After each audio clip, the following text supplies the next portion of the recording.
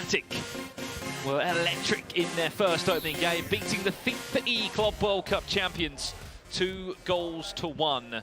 2 games back underway. And on this round, as we said, taking a short break are the Riders after snatching that late goal. You were calling the action there. One thing I'm taking from a lot of these games, Ryan, teams have had either a really poor start, and it was a wake-up call for them, similar to Riders and to DUX Gaming. You're fearing for your life. But we are underway here in our round 3 matchup. This is Group C, as we said, of the EA Sports Cup. 2 teams that have already tasted a victory here. FNATIC, though, one of the only unbeaten teams left in this group here in our first match day. They kick from right to left. You can just see the player curses there. Keep an eye on that one. That sort of turquoise green is Diogo and Tekkz, the captain of this team, with that blue looking to make things move from the get-go. It was Mbappe that the clip shot there, took a deflection on the way through and just about dealt with by DUX Gaming. It's an interesting roster for DUX, haven't they? Because they've changed things around this year. The Spanish organisation were a Masters team last year. It was Gravison and Daniel Aguilar.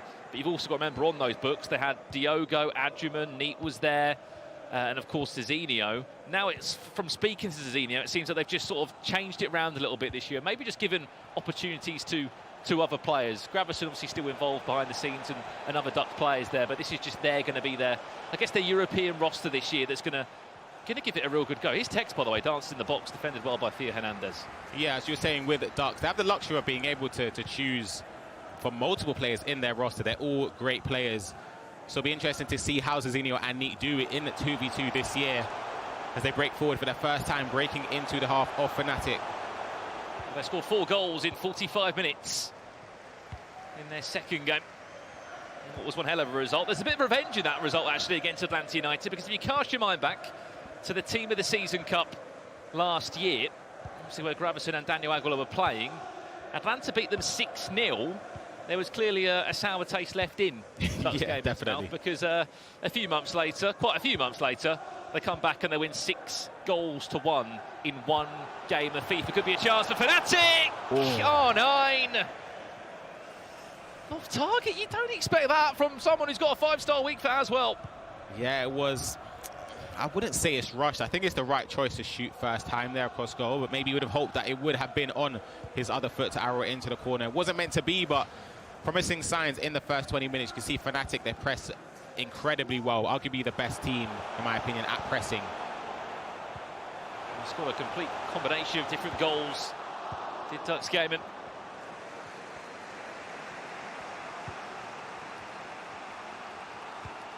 Relentless in the final third.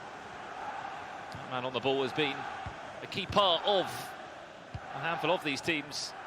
Yaya Toure, as a Man City legend as well. Does he feature in your team? Yeah, he has to. The introduction this year, there's been a few hero cards that do get mentions and additions into the squad. You notice players do use Lucio as well, but Yaya Toure does it all. He has it all on the game. Tekkz building nicely. Tekkz back in possession now with Abidjanola, looking to turn it on the edge of the box. He was looking for the bite of Vieira on the tackle. Lucky enough, Vieira was able to win that one. It's one back again. You mentioned that press being relentless from FNATIC, and looks to be another relentless attack here down the byline. Diogo in possession as well with R9. Zambrotta all the way from fullback, looking to overload this left-hand side. Just doing his best there to slow it down. What do you think Tekkz is looking for in that exact moment? They're looking for the pass across goal. There's always the driven pass from the byline across to another attacker in the box, a 6-yard area. Just trying to get an easy finish there, but it was well defended there. Could still be a chance. Mbappe, Tekkz moving and grooving. We'll give you an update on that one as soon as we do. But here, there has been a goal. It's gone the way of Atlanta United off the back of a 6-1 defeat. Now leading against MS Desari and Gotmo of Team Falcons. That's a brilliant way for them to come back after that big defeat. Yeah, it was a thrashing in their first game, but you could say, in my opinion anyway, the best team for them to have played in the next game is Falcons. Not based on ability, but based on the fact that they just conceded a last-minute goal to lose a game. That's gonna take its toll almost instantly, and you could potentially sense that there might be a lack of confidence, maybe a chip in their armour. But again, it's a great start for Atlanta United. And if you look back on it, it's easy to be critical from the commentary booth, but as a fellow pro yourself, you mentioned just a silly decision, wasn't it? Diving into the tackle, not standing up. Yeah. And next thing you know, you've given away, what, 3 points? Yeah, exactly. are going to be a lot of points shared here today. Honestly, I'll be surprised if anyone remains unbeaten here in day one of this group of death.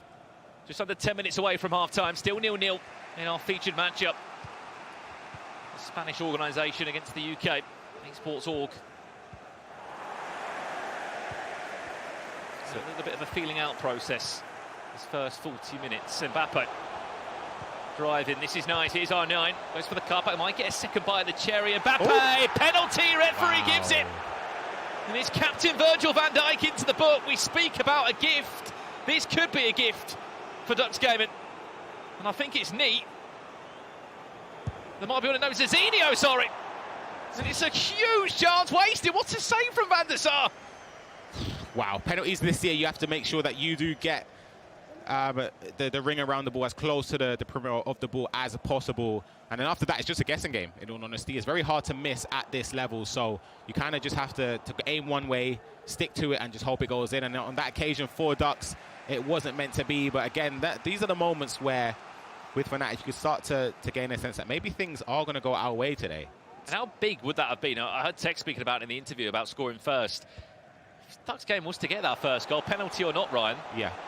We're going to see a lot of games, I can assure you, end 1-0. Exactly. That's what my initial expectation was, to have a lot of low-scoring games today. FNATIC, nice. Tekkz back to goal. It's Mbappe. Well played. Lucio still could be alive. Pele tries to just stick a leg out of it. And that'll do us for half-time. 0-0, but it very much could have been a different scoreline at the halfway point between DUX Gaming and FNATIC. Yeah, definitely. A lot of chances in that first half of either side. The penalty, of course, is that key moment. But yeah, I was speaking to Rich earlier. It's with penalties, there's no blame on the person missing it. It's just, as I said, it's really honestly just a guessing game. And for them, they'll just be hoping they can create chances, because that was still a chance that they created to actually make the penalty in the first place. The bigger question, Ryan, would you be taking the penalty or sitting and watching your teammates take the penalty? Last year and previous years, I would always prefer Chelsea to take it. I've been terrible at penalties. But this year, I'd honestly prefer to take it. As I said, I just don't feel like the way that they've done penalties this year, it's very hard to miss. It genuinely is just a guessing game. You pick a corner, you go for it, maybe you go down the middle, and just have to hope that... It feels like even when you aim, like you're feeling far left, you're still hitting top bins. You're getting top corner. So you have to, you just notice that the way FNATIC saved that, they took a step to the goalkeeper's left and then dive left. In previous years, you take a step left and dive right to try and save the middle and the right side. But this year, you need to make sure that you prioritize one side of the goal. And anything, the only situation, Ryan, is just the composure, right? That's Exactly, yeah.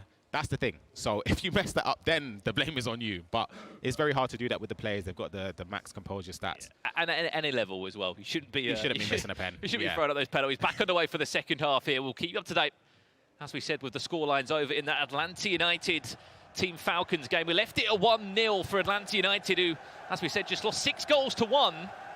They have the worst goal difference at the moment in Group C. And we argue that maybe the missing round one has hurt them. They can get a result back now in round 3. It will certainly give them the ultimate boost of confidence. R9 may have just been offside. They didn't want to fully commit to that pass. Did Diogo and Tekkz.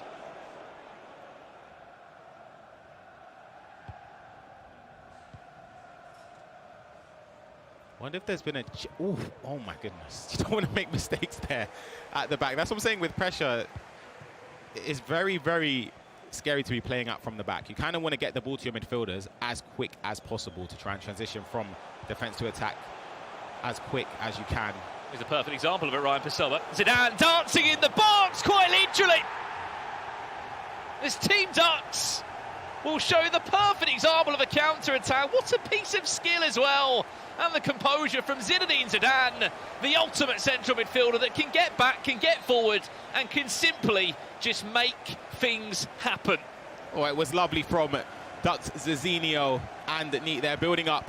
The three-touch roulette was perfect. Maybe Tekkz and Diogo anticipated an extra pass, but it was straight into the shot. And an easy finish when you get in those situations with someone like Zidane. He's always going to find the back of the net. And that's I would say that's a deserved lead, because of course them missing the penalty, they might have felt hard done by. And if this result does happen, Ryan, I'm sitting here thinking, right, we knew this was going to be the group of death, but if Atlanta get a result against Team Falcons as well, anyone's beating anybody. Yeah, that is genuinely the case of this group. We knew coming into it, there's a reason why it's labelled as the group of death. You've got players that have performed on the 1v1 stage, players that performed on the 2v2 stage as well. So it's almost, to me, I couldn't tell you the two favourites to go through. You'd obviously have to say Riders initially, just based on winning the Club World Cup and Tekkz and FNATIC and Diogo, but you just can't call it. Last 30 minutes here, if DUX Gaming have got any sense here, they'll look just to slow this game out as much as they can, or if anything, they'll get themselves a second goal. They might just do that. Fantastic save from Edwin van der Sar.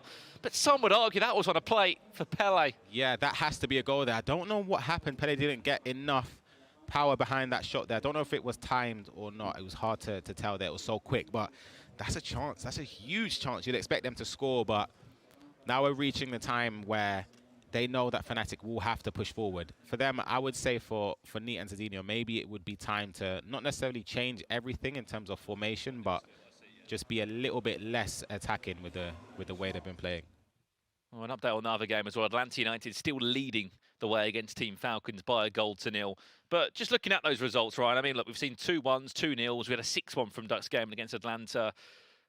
No one has been perfect. I mean, as I said in commentary, I didn't expect anyone to go perfect throughout group play, no matter if it's just after 4 matches. It still is such a feeling out process here at the moment.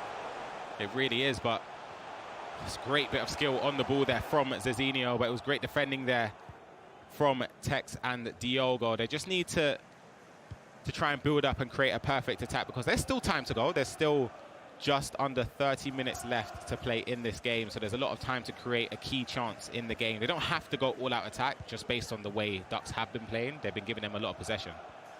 R9 for FNATIC. And the Tekkz of that blue icon above his head, his teammate Diogo with that sort of light green. Does want to get into the box here, tries his best to whip it across, and we're in a corner. What can they do from this? Finds his way all the way back to Yaya Toure. One of those new hero items into the game. David Ginola had a pocket of space there. What a win from Yaya Toure there again. Was in the air with Ronaldo Nazario. They were superb earlier at counter-attacking. Can we see that again from DUX Gaming? Ooh. Massive win, Cafu. It's a battle in the midfield, so it seems at the moment. Cafu, chance to pull this one across for FNATIC now. Stood well, did Vieira, got the first one and the second block on the ball, but FNATIC still in possession, 20 minutes left on the clock. Yeah, that's incredible bit of defending there from Zidinho, I believe it was, stepping forward to try and cut out that potential pass into the box with Vieira there. Approaching the time now, FNATIC maybe might need to change something to try and press a little bit higher than they've already been doing, so we might see more gaps for DUX to take advantage of, but you have to be sensible sometimes. Even though the pass might be on, it might be best just to keep possession. And in this position, let's talk from the FNATIC point of view. You're only a goal behind. You know, you're talking one chance, one piece of magic, one Trivela from the edge of the box. What is being changed? We can see, obviously, from the outside, a few changes there. Just from a small pro aspect, more than just a sub, what could be being changed? I'd probably increase my depth, the players in the box. Of course, new personnel is very important, having fresh legs on the pitch and is maybe contributing to attack a little bit more. I might even change a defensive midfielder that I have in there for someone more offensive. Tell you what, Cafu absolutely battling for the ball. As you were saying, Ryan, just a small couple of changes that could make all the difference. Exactly, yeah. It doesn't have to be drastic. You don't want to completely change up your tactics to something that you've never used before. You might not be comfortable attacking in. It's just something that, if the chances do arise, you can potentially try and take them, as we see a lot of space here for DUX on the attack. Eusebio fresh off the bench. Someone else who's also fresh off the bench is Johan Cruyff, that was looking to cause mischief there. Final 15 minutes, FNATIC still a goal behind here. They were winners in their opening game against Movistar Riders. R9 could be a chance around the corner. Well played by Cafu, who seems to be everywhere for each team. It could be a shambles at the back. Cafu just about gets clear of the ball, but the FNATIC press is still relentless. They're knocking on the door, trying to find a way through. Van der Sar gets a hand on it. And it's still just about dealt with, or not, by DUX Gaming. It's another wave of FNATIC pressure. Oh, Yaya Toure gets back, says, let's just sort this out. But it's still not dealt with. Pele, reverse elastico, finds R9, Tekkz will dance on the ball, he'll find the one more pass, and Van der Sar will let me have a breather. What on earth just happened there? The amount of chances, the amount of dispossessions, the pressing. As I speak about this year with constant pressure, I don't know how you get out. I think the best way is just to clear it out with full powers. Ruud Gullit is breaking forward here. I'll be honest, I'm going to the full back. I'm recycling the play. I'm not even trying to go forward here. And that was a slight change that I think did happen in that most recent patch. We'll talk about it in a second. This is brilliant feed from DUX Gaming. Ball back inside. Oh man. Sapio.